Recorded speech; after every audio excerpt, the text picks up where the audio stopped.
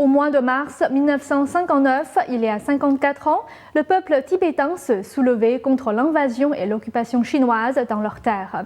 Les Tibétains se sont rassemblés dans le monde entier pour commémorer ce triste anniversaire.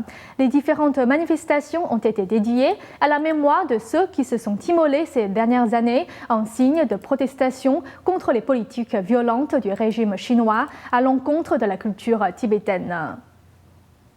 Dimanche dernier a marqué le 54e anniversaire du soulèvement du peuple tibétain à Lhasa, au Tibet. Cette révolte du 10 mars 1959 n'a pas réussi à repousser l'occupation du régime communiste dans la région du Tibet et le Dalai Lama a été contraint de fuir en Inde. Partout dans le monde, la diaspora tibétaine a commémoré cet anniversaire et dénoncé les politiques répressives envers le Tibet. À New York, des milliers de personnes se sont rassemblées devant les Nations Unies. Divers groupes se sont joints au rassemblement en faveur des droits des Tibétains.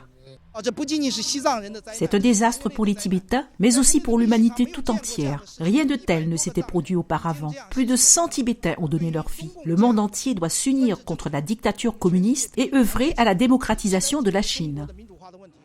À l'approche de l'anniversaire, Lobsang Sangay, le premier ministre du gouvernement tibétain en exil, a déclaré que la journée serait consacrée à ceux qui se sont immolés ces dernières années. Mais les Tibétains ne sont pas les seules victimes de la répression communiste.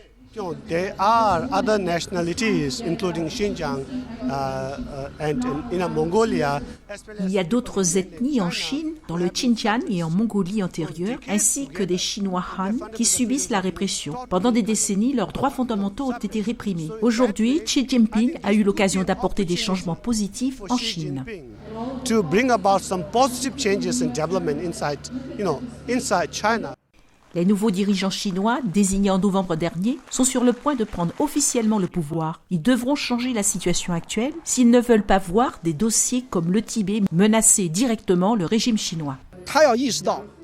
Xi Jinping doit se rendre compte de la nature catastrophique des politiques du régime précédent. Il n'a pas encore endossé la responsabilité des crimes du Parti communiste, mais s'il prolonge les mêmes politiques, il en deviendra également responsable. Quand les gens s'uniront vraiment, le régime pourrait disparaître. Xi Jinping doit prendre conscience de la crise.